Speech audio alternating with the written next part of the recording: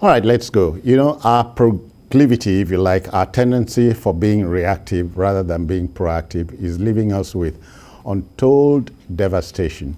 In the aftermath of the dastardly attacks on the Abuja-Kaduna train, President Muhammadu Buhari had a meeting with security chiefs at the State House, Abuja, and issued several directives. Among them, the president ordered immediate conclusion of all processes of implementation of the integrated security, surveillance, and monitoring solution for the Abuja-Kaduna rail line and its extension to the Lagos-Ibadan rail line too. Meanwhile, the death toll in the attacks continue to rise, while many of the passengers are yet to be accounted for. We'll give an update on the attacks now. Let's join our correspondent. Watch this. The Abuja-Kaduna highway is one of the most dangerous roads in the country, with kidnappers regularly ambushing vehicles at several points along the route. Over the last few years, this had pushed many to avoid the 150-kilometer journey by road, opting to go by train, since that mode of transportation kicked off in 2016. While more expensive, it was generally considered safer in spite of intermittent attacks on the train, which normally were without casualties recorded. This is the second time the train between the nation's capital to Kaduna has been targeted in the last 6 months. The Monday night attack was the most devastating of such attacks on the Kaduna-Abuja route. It was the last train scheduled for the day, and the attack on it by bandits left 8 dead, with 41 receiving treatment in hospital and several others missing. TVC had exclusive access to the affected coaches, and we met a gory sight. Passengers' belongings were scattered all over, with thick blood stains around the compartments and bullet holes on its walls.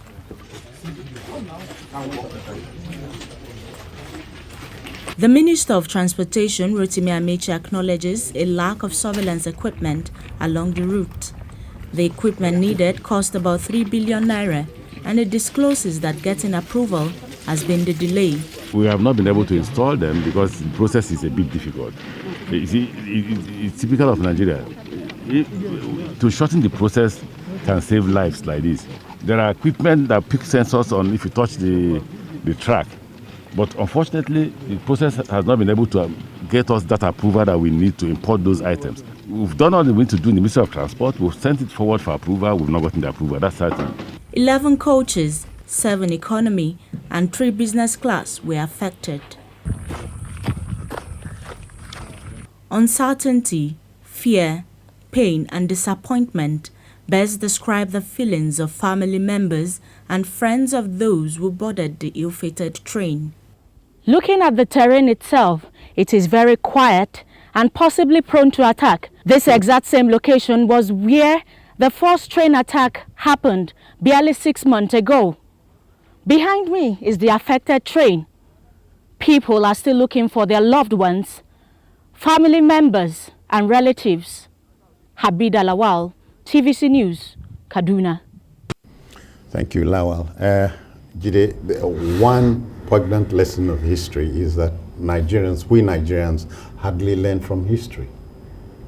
Yes, and we always wait for disaster to happen before taking steps. All these meetings with service chiefs, usually after a disaster has happened, is of no use. Let's have meetings, let's have security summits that ensure that this sort of thing does not happen. And it's possible to do this. Look at the minister complaining, because there are some devices that can help you determine whether explosive devices have been planted on rail tracks. That's it. And then you can take action to protect the train. The minister was talking about that. The need for drones and helicopters to monitor the area. I'm sure by the time we sat down, we must have told us, no, if helicopters must patrol this area, that will cost so much money, this and that. Maybe on account of that, it was shut down. Because as I said yesterday, there were times when this train would take off from Abuja and an helicopter would be sighted overhead, providing some form of cover for it, at least. But that has not been happening. And these bandits had been trying to blackmail train users to get back to commuting by road, because they are easy to pick up when they drive, when they are driving on the road. Okay, so when they go by road, it's a lot easier to target. It is a lot easier for the bandits to apprehend people, to kidnap people, than in form of than when it's actually a train, that when they are inside a train. So now that they've damaged the rail tracks, what they are trying to do is to get people to use the road a lot more. That way they'll be able to catch more people. Abida was saying in that story that it was that same spot that the last attack happened. This was what I said yesterday. I said these whole attacks happened within a 30-kilometer radius, because it is that 30-kilometer radius that is the area where you have forest on both sides of the road. Other areas are bare, so they do not, that foliage, that protection, that cover that a forest offers to bandits, you do not see it in every part of that highway. So it is that Rejana, Katari, and the other place, I can't remember the third town, but that radius, that axis is where this thing happens. So are we saying we cannot protect an area of just 30 kilometers? It's a matter of big shame that an area of 30 kilometers we can't protect, because on that road every attack is happening within that 30-kilometer radius. Whether it is armed robbery on that road, whether it is abduction of bus passengers, it is along that same Katari, Rijana, and Al-Kibu, or what's the place called? That's where it happens. So looking at this, very preventable, very preventable. That perhaps is if we took protecting people more seriously, this sort of things won't be happening. And even the minister, who is one of the poster boys of this administration, said it, that matters involving life shouldn't be subjected to extreme administrative procedures and all kinds of things that last months and months, and before you now give approval, before they can access funds to bring those gadgets, people have already died. So we have to brush bureaucracy aside and do what is right. What the president is suggesting now, what the president has said they should do now, should have been done a long time ago. Yeah, the minister These said guys warned us. That's it. There must have been up to 3 attacks. There was a time that the train was fired at. The people who have a talent for spinning every negative thing, for putting so much spin on negative things happening in our country, they said no, that it didn't happen. How is the enemies of government who are trying to paint the government black? What is happening now? A friend of mine based in Kaduna, his mom was coming from the US. The mom almost 90 years. On the day that we were having my birthday, where you and I sat, he kept calling that, look, do you have any information about this train issue? That my mom is there. We can't reach her. We spoke last night, and he said, look, up till now, they can't even talk to the old woman. Nobody is happy, especially when lives are lost like this. The case of the young medical doctor who was billed to travel on Friday haunts me, and I'm saying history is an early is an is a vast early warning system. We've been through this before. It's so sad, and it's so sad. Everybody's grieving, and for me, it's almost like we are used to mourning and moving on. And that is what we are seeing now. When things like this happen, the president comes out to talk. When they have time, they observe a minute silence for the dead. And before you know it, something else happened again. After all, even after this one, we learned that another attack happened. Took place. Yeah. Which means that whatever the president might have said, whatever warning he might have given, is no, we cannot say that is working for now. But I think this problem has also brought to fore an issue in our polity that we need to focus on. We've been talking about people-centered policies. You see, if you have a people-centered policy... Sorry, that's the doctor I talked about. Yeah, as a matter of fact, another 29-year-old lawyer was also killed in that attack. She was also killed. It was reported today. You have. I was asking myself, what do you want this lady to do, or these ladies to do that they have not done for themselves? These are people that have worked so hard to become doctors, to become lawyers in Nigeria, in spite of all the complexities in our educational system. And now look at where they have ended. Why? Just because a government failed to provide protection, security.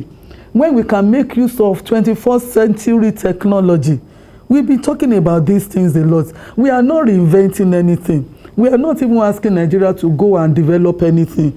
All the things that we need to secure ourselves in this regard is already available. Now, do you think that this train will move in any developed country without monitoring gadgets, without proper sensors, without cameras? Do you think it will happen? Yes, the minister. The minister is talking about making requests for something that is not granted. Look, I will tell the minister that if we have people-oriented programs, none of those trains will move and niche in the first instance without those gadgets being installed in the first instance. If we have already developed ourselves to the point that we see our people first, but inside of us, we look at infrastructure first.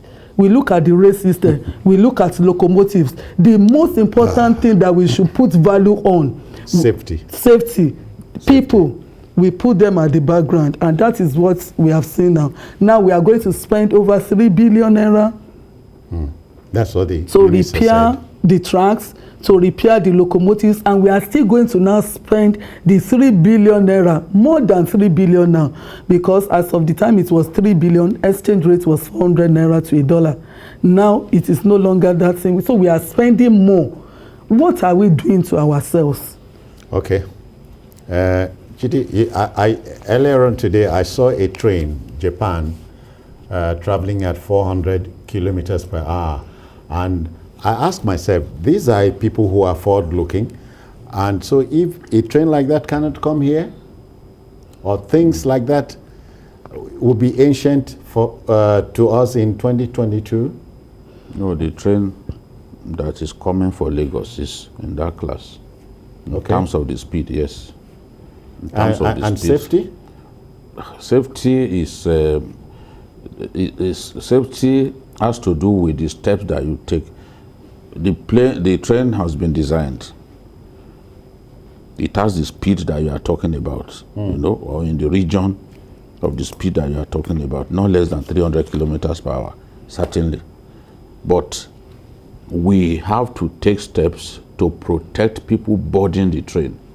And that's why you need those drones. You need drones. You need helicopters, you know, to patrol the area from time to time to send reports. If we can't do that, people who are a little encouraged now to travel by train or by rail, they will stop. apprehensive. Yes, they will stop getting. Yeah. Do you think people will feel comfortable to get into another Kaduna bound train from Abuja when they know that highway? We've talked about that highway repeatedly. Some people, when they hear us complaining about some of these places, they hate us. He has come. Jide has come with his trouble again. All that we want is for change to happen in terms of the way we protect our people, so that our people can enjoy living in this country. Because things are terrible, things are bad. The economy is not, in the language of the street, it's not smiling. But Nigerians they still love their country, they want to remain here. And those who have made that choice of remaining in their country, they need to be given a country in which they feel safe. With their lives, yeah. This is the point that we are making. Yeah. And nobody can stop us from saying it. They need to be given a country where they feel secure, where they feel safe to move from point A to point B.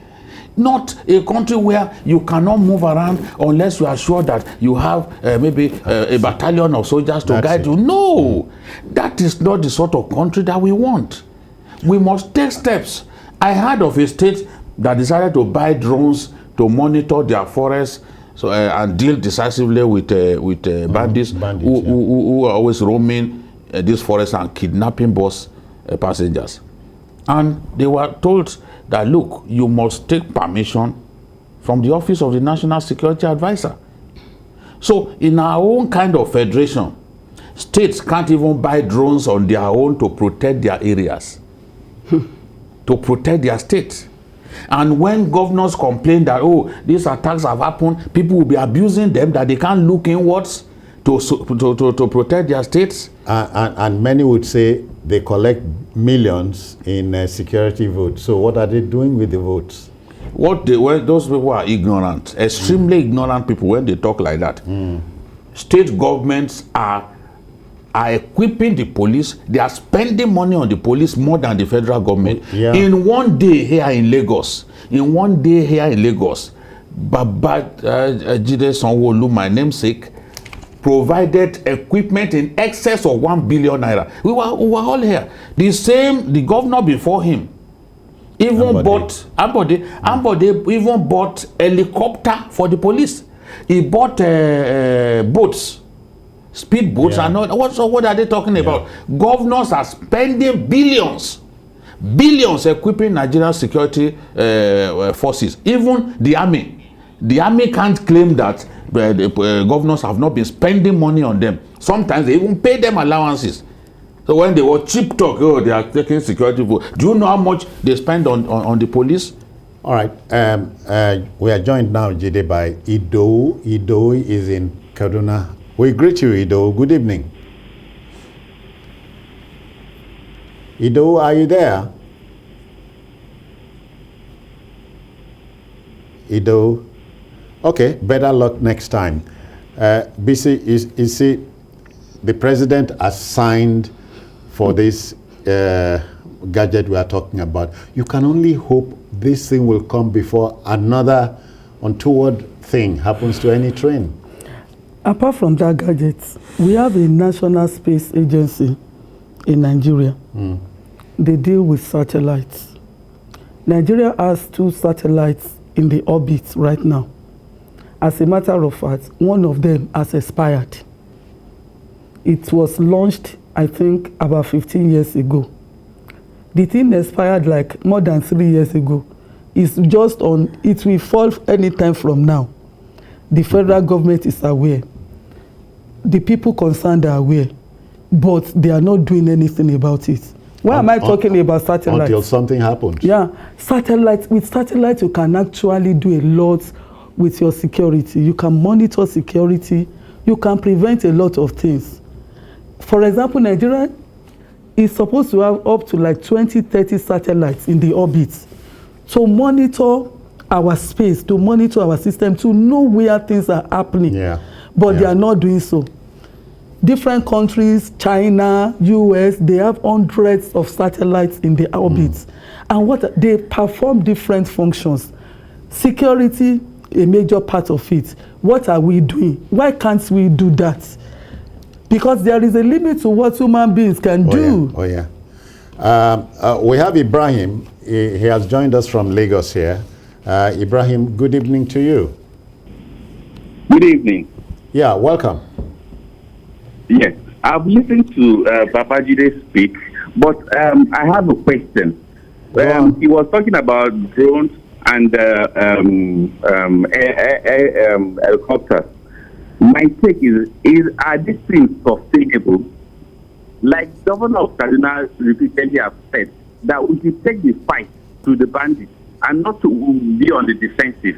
Let's go there and fight them. How sustainable is it to have a drone, to have a helicopter flying all over the place? We're still battling with fuel prices. How do you fuel all these things? How do you manage?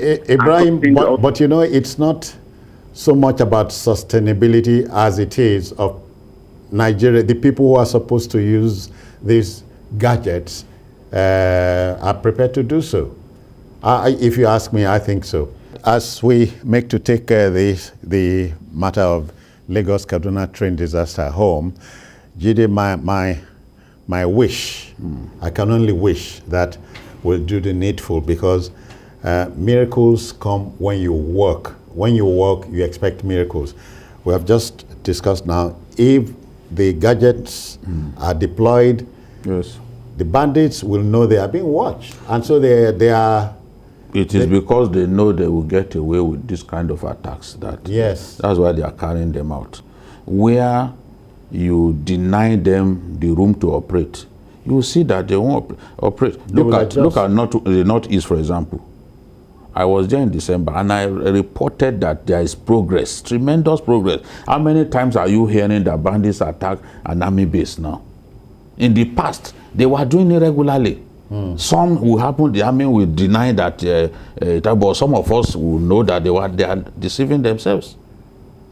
You know? But these days, such things, you can't even report such things, because those guys have been terribly degraded. Those attacks are now very rare. When you work hard, you attain your goal. So deny them that whole area, 30-kilometer area, for God's sake. We can't protect. If we descend on that area, I'm telling you, those boys will flee. They will be operating elsewhere. They will run away.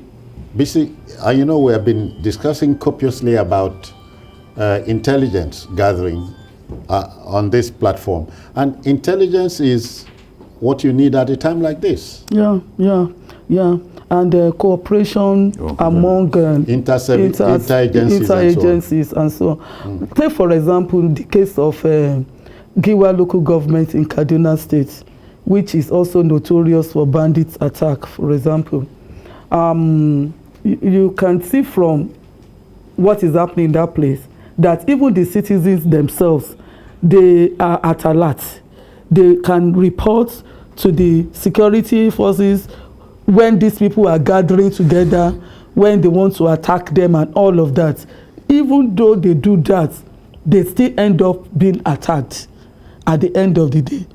But at least the citizens are doing their own. So probably the security forces there, I'm sure they will have their own challenges also, maybe in terms of manpower, in terms of weapons and all of that.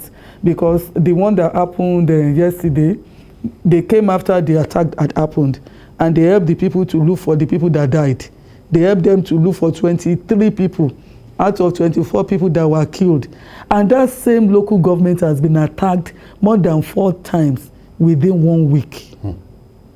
So you know that, you know these areas, and we can really do more about securing these notorious places than what we are probably doing now. If we invest in information and intelligence gathering technology. Must know that the telltale trail of blood and tears left by Boko Haram should constitute a warning to our authorities, because society must be preserved.